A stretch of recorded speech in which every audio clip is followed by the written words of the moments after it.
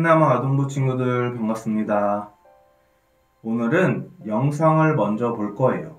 오늘 본문에 등장하는 한 사람은 보통 사람들과는 달리 자신의 약점을 부끄럽게 여기지 않고 오히려 자랑했다고 합니다.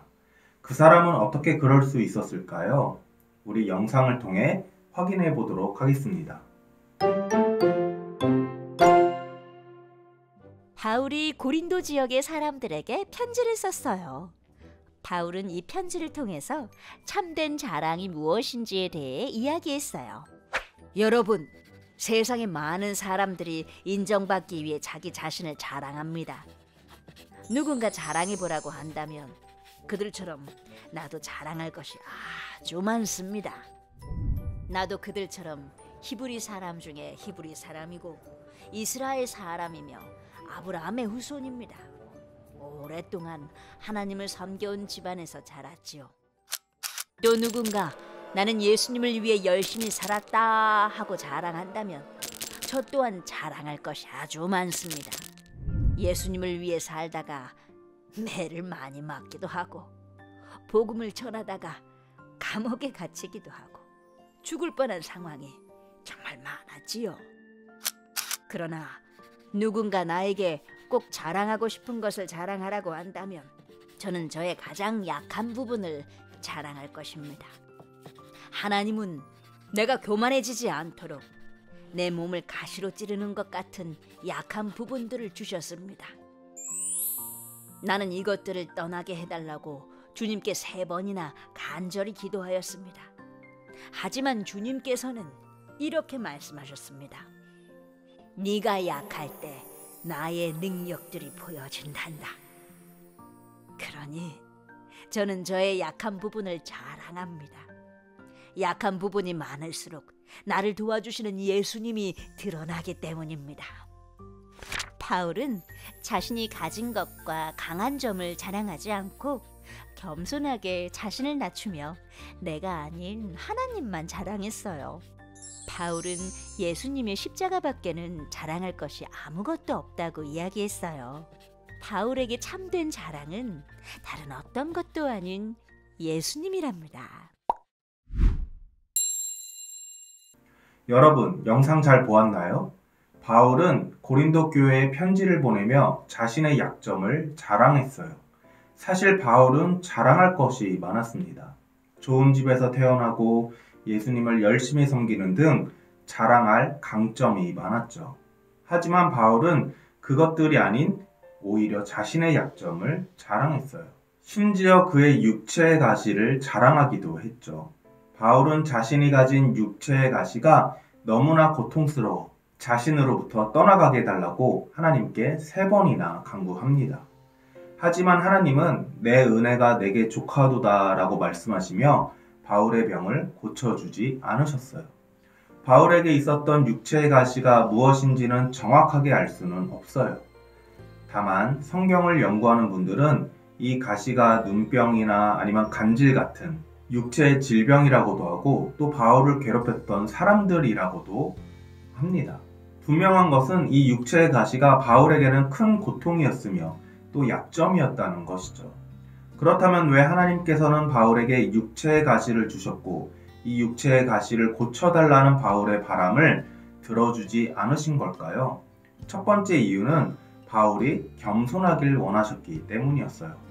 바울은 하나님께 많은 계시를 받았고 또 여러 가지 많은 은혜들을 경험했습니다. 그래서 자칫 잘못하면 자만하고 또 교만해질 수 있었죠. 하나님께서는 이러한 바울이 교만해지지 않게 하시려고 그에게 육체의 가시를 주셨고 바울을 위해 가시를 고쳐주지 않으셨어요. 두 번째로 하나님의 능력이 드러나게 하시기 위함이었습니다. 하나님께서는 사도 바울에게 약한 부분을 주셨고 연약함을 가진 사도 바울을 통해 하나님이 일하신다는 것을 드러내셨어요. 만약 사도 바울이 완벽한 사람이었다면 하나님의 일에서 하나님은 보이지 않고 사도 바울 자신만 높임을 받았을 거예요. 그래서 하나님께서는 사도 바울에게 육체의 가시를 주셔서 하나님이 일하심을 드러내셨고 사도 바울이 하나님의 사람임도 함께 보여주셨습니다. 이러한 사실을 깨달은 사도 바울은 자신의 바람을 하나님이 들어주시지 않았음에도 불평하기는커녕 오히려 자신의 약함을 자랑하게 되었어요. 오늘 말씀을 함께 읽어볼까요? 나의 여러 약한 것들에 대하여 자랑하리니 이는 그리스도의 능력이 내게 머물게 하려 함이라. 아멘. 바울은 자신의 연약함을 통해 하나님의 능력이 나타난 것에 만족하며 또 자랑했습니다. 만약 바울이 고린도 교회에 있었던 거짓 교사들처럼 자신이 잘한 것들만 자랑하고 뽐내었더라면 하나님의 사도로서의 역할을 잘 감당하지는 못했을 거예요. 그러나 자신은 부족하고 연약한 사람임을 깨닫고 하나님의 능력을 구하였기에 위대한 사도로 우리에게 기억될 수 있었던 겁니다. 그래서 사도 바울은 이렇게 고백했어요. 그러므로 내가 그리스도를 위하여 약한 것들과 능욕과 궁핍과 박해와 곤고를 기뻐하노니 이는 내가 약한 그때의 강함이라. 정말 멋진 고백이죠. 바울의 고백처럼 하나님께서는 바울의 연약함까지도 사용하셔서 놀라운 일들을 해나가셨습니다. 그리고 바울 역시 자신의 약함을 자랑하며 하나님의 일을 감당했어요. 그런데 바울만 그런 것이 아닙니다.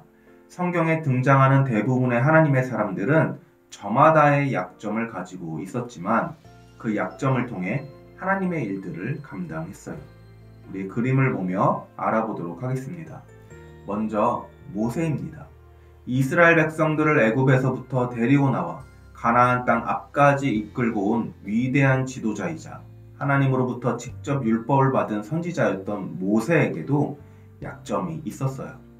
바로 말을 잘 하지 못한다는 점이죠.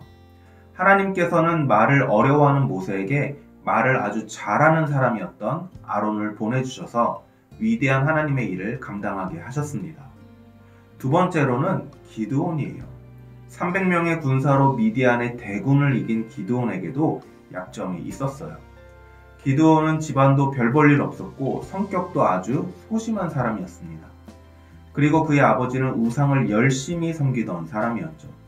하지만 기드온은 하나님을 의지하며 용감하게 자신의 아버지가 만들었던 우상도 부수었고 300명의 군사로 이스라엘 백성들을 구원했어요. 세 번째로는 에훗입니다. 에훗에 대해서 잘 아는 친구들이 있을까요? 에훗은 모압으로부터 이스라엘 백성들을 구원한 용감한 사사예요. 그런데 에훗은 오른손을 쓰지 못했다고 합니다. 정확한 이유는 알 수 없지만 장애가 있었던 것 같아요. 그래서 모압 사람들은 에훗을 크게 경계하지 않았어요. 하지만 에훗은 이런 약점이 있었음에도 불구하고 혼자서 모압 왕을 죽임으로 이스라엘 백성들을 구원했습니다. 약점을 통해 하나님을 드러낸 사람은 신약 성경에서도 찾아볼 수 있습니다. 삭개오가 바로 그런 사람이에요. 삭개오는 키가 작은 사람이었어요. 그러나 그 작은 키 때문에 나무 위에 올라갔고 예수님으로부터 부름을 받았죠. 그리고 여러분이 아는 것처럼 이전과는 다른 삶의 모습을 통해 하나님을 드러냈습니다. 모세, 기드온과 같이 하나님께 쓰임받은 위대한 사람들에게도 약점이 있었어요. 하지만 하나님께서는 그 약점을 하나님의 일에 사용하셨지요. 여러분, 우리에게도 다양한 약점들이 있습니다. 지금까지는 그 약점들을 드러내기 싫고 또 벗어나야 할 것들로만 여겼다면 이제부터는 그 약점을 통해서도 하나님의 능력이 나타날 수 있음을 우리는 기억해야 해요. 내가 가진 것을 자랑하면 이 세상은 내 힘만으로 살아가게 됩니다. 하지만 나의 약한 부분을 하나님께 고백하고 인정하면 하나님의 능력으로 살아갈 수 있어요. 여러분이 약한 부분도 하나님께 드릴 수 있는 또 하나님의 능력으로 살아가는 신앙인이 되기를 축복합니다. 하나님께 그 약한 부분을 고백하고 하나님께 도움을 요청한다면 하나님은 우리 친구들의 약점을 통해 놀라운 일을 이루어 가실 거예요. 바울처럼 나의 약점을 자랑하며 하나님을 드러내는 여러분이 되기를 축복합니다. 기도하겠습니다. 하나님 감사합니다. 나의 약한 모습을 통해 하나님께 귀히 쓰임받는 신앙인이 되길 원합니다. 바울에게도 약한 부분이 있었습니다. 하지만 그 약한 부분이 바울 자신으로 하여금 겸손하게 만들었고 하나님의 능력만 의지하게 만들었습니다.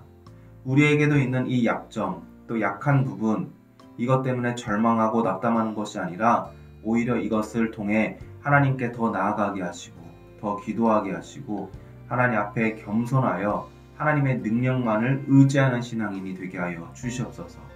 또 주변에 약한 친구들이 있다면 무시하는 것이 아니라 내가 먼저 가서 도와주고 일으켜 세워줄 수 있는 신앙인이 되게 하여 주시옵소서.